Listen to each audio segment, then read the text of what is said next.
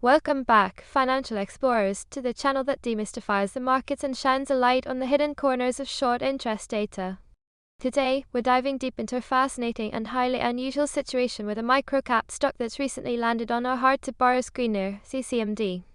We're going to break down why ZCMD is registering such incredible borrowing fees, what that means for short sellers, and most importantly, what you absolutely need to understand about this stock's current state.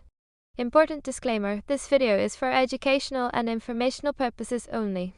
Nothing in this video constitutes financial, investment, or trading advice. Always do your own research and consult a licensed financial advisor before making any investment decisions. Past performance does not guarantee future results. Alright, let's get into ZCMD. Show ZCMD stock chart/info screen. This is a microcap company, which generally means it has a smaller market capitalization and often trades with less liquidity than larger companies. While specific sector details for ZCMD aren't widely disclosed, its microcap status typically suggests it might be an emerging or highly specialized venture. What's truly striking about ZCMD and why it's on our radar are its hard-to-borrow metrics. Its estimated float, that's the number of shares available for public trading, is incredibly small at just 1.1 million shares. Now, when we look at recent price action, it tells a very stark story. Today, ZCMD has seen plus 0.0% change. Over the last 5 days, also plus 0.0%. And looking back over the last 30 days, you guessed it, plus 0.0%. The volume data is equally compelling, or perhaps non-existent. Today's volume for ZCMD is 0 shares. Its 30-day average volume? Also 0 shares. This gives us a relative volume of 0x average. This complete lack of trading activity is critical context for everything we are about to discuss. What is cost to borrow and why it matters? So, what exactly is cost to borrow, or CTB? Show animation, lender, broker, borrower. When a short seller wants to bet against a stock, they first need to borrow shares from someone who owns them, usually through a broker. They then sell those borrowed shares, hoping to buy them back later at a low price and return them to the lender, profiting from the difference. But borrowing shares isn't free. There's a fee, called the cost to borrow, which is typically expressed as an annualized percentage. If a stock is hard to borrow, it simply means there's a limited supply of shares available to lend out, or a very high demand from short sellers, or both. Think of it like a rental car. If there are only a few cars left, and everyone wants one, the price to rent skyrockets. That's why CTB fees can easily exceed 100%, even hundreds of percent, annualized. It reflects the supply and demand dynamics in the share lending market. A high CTB means it's becoming very expensive to maintain a short position, and that can sometimes be a precursor to a short squeeze. Why this stock is hard to borrow right now? For ZCMD, the cost to borrow fee is absolutely astronomical at an annualized 846.6%. Highlight 846.6% CTB. This is an exceptionally high number, signaling extreme pressure in the share lending market for ZCMD. With an estimated float of only 1.1 million shares, even a relatively small number of shorted shares could quickly dry up the borrowable supply. The fact that the number of shares currently available to borrow is unknown further reinforces the notion that this is a very tight market for short sellers. Our internal composite squeeze score for ZCMD, which combines CTB level, momentum, borrow supply, float size, and technicals, currently sits at 42.5.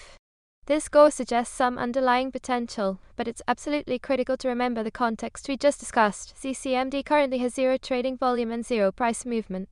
While the CTB is sky high, without any buying or selling activity, the forces that typically drive a short squeeze are simply not present in the market for ZCMD right now. It's a highly unique situation where the theoretical ingredients are there, but the practical mechanism is missing. Squeeze mechanics explained. So, how does a short squeeze actually work, especially in a hypothetical scenario for ZCMD? Animation, short seller arrow down, then full spiral up. A short squeeze occurs when the price of a heavily shorted stock begins to rise significantly. This puts pressure on short sellers, who are now facing increasing losses. As the price goes up, their brokers may issue margin calls demanding more collateral to cover potential losses, or the cost to borrow fees simply become too expensive to bear.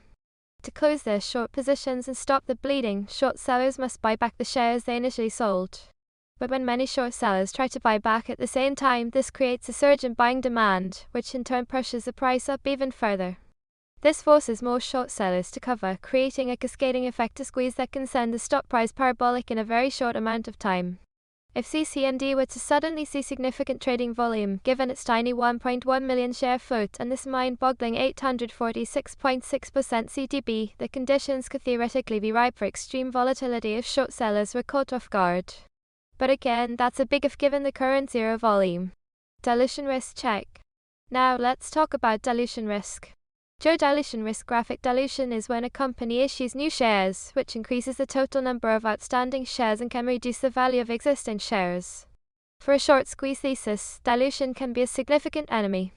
It can provide a fresh supply of shares for short sellers to cover their positions, alleviating the borrow crunch, and it can also depress the stock price by increasing the float. Our checks for ZCMD show no recent dilutive SEC filings like SMINUS1, SMINUS3, or 424 be found in the last 90 days. We also found no recent reverse split for ZCMD in our look-back window. This is a positive sign for ZCMD in the sense that one major risk factor that often derails short squeezes is currently absent. However, this positive factor must still be weighed against the current lack of market activity. Important disclaimer: this video is for educational and informational purposes only. Nothing in this video constitutes financial, investment, or trading advice. Always do your own research and consult a licensed financial advisor before making any investment decisions. Past performance does not guarantee future results. So, with ZCMD's unique profile, what should you be watching for? Share what to watch for graphic. The absolute number one factor for ZCMD is volume. Without any trading volume, no short squeeze, no matter how high the CTB, is going to materialize. If ZCMD were to start seeing any consistent increasing volume, then you'd want to monitor 1. Price action. Look for sustained upward price momentum. 2. Borrow supply. Watch for further shrinking or complete disappearance of available shares to borrow. 3. Continued high CTB. While already extreme, any increase or sustained level reinforces the pressure on shorts. Remember, a high cost to borrow doesn't guarantee a squeeze. It can also signify that short sellers have incredibly strong conviction in ZCMD's long-term decline and are willing to pay those exorbitant fees to maintain their bearish bet. Given the complete absence of trading, that latter scenario, or simply lack of any market interest whatsoever, is the current reality for ZCMD. ZCMD presents a truly fascinating case study, a stock with an eye-popping 846.6% cost to borrow and a tiny 1.1 million share float, yet zero trading volume and no price movement.